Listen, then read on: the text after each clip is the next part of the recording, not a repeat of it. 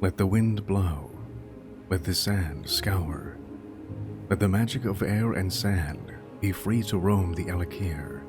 From the mystic membranes that stand between the two, absorb and convey unto me, and all who may understand the deep essential powers of the desert. Deserts are often considered to be useless wastelands, avoided by the casual traveler, and shunned by the softer species as unfit for civilization. But to those who bother to investigate, to dwell, to live, to linger in these spaces, a driving hardiness develops that serves them well in all environs, should they ever choose to live it.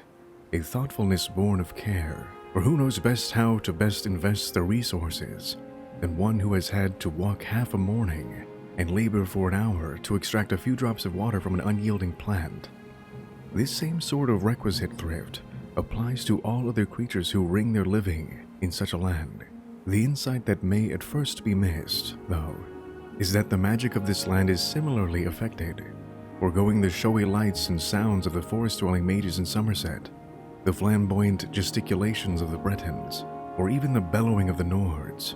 There is a certain economy to the casting of a true Alakir wizard.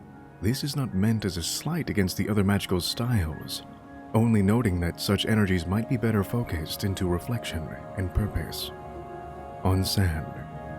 When both foreigners and natives imagine the desert, often their first image is one of orange-hued sand glowing beneath the dark blue sky. Indeed, this is not wholly incorrect, as the shifting sands are one of the key components not only of the desert, but of its natural magics. Consider, sand is nothing but the weathering of rocks, bolder by far than any of the living inhabitants who claim a land is theirs. As each rock breaks further, more of its inner space is revealed, until it is practically naught but exposed surface in its aggregate self. This collective then scatters, intermingles, scatters, and repeats, in infinite combinations so long as Nirn continues to exist.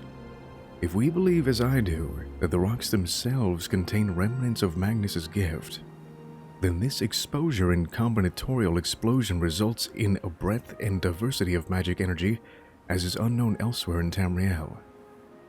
On air. Much as the sand learns from every grain around it, so too does the air which conveys it from the combination to the other absorb the sense knowledge of its carried grains. In fact, it is plausible that the air itself is guiding the combinations to novelty and expression.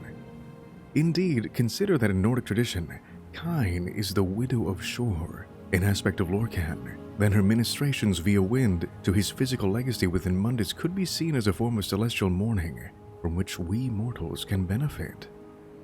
It would seem indeed that the next level of magical awakening may well be driven by scrying appropriate wind channels to carve novel paths through the vast desert, such as to further diversify the land's memory.